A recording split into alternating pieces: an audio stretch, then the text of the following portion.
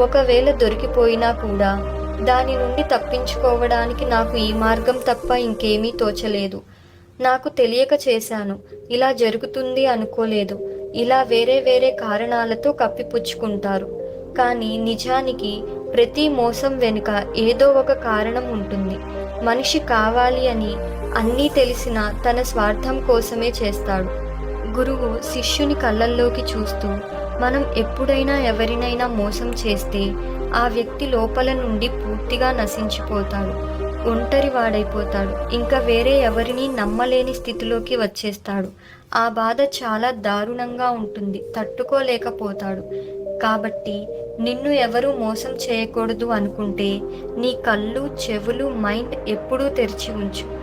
అవతలి వాళ్ళను నమ్ము, కానీ వాళ్ళు నిన్ను స్వార్థంతో వాడుకునేంత నమ్మొద్దు. నీకు సంబంధించిన ముఖ్య కార్యాలను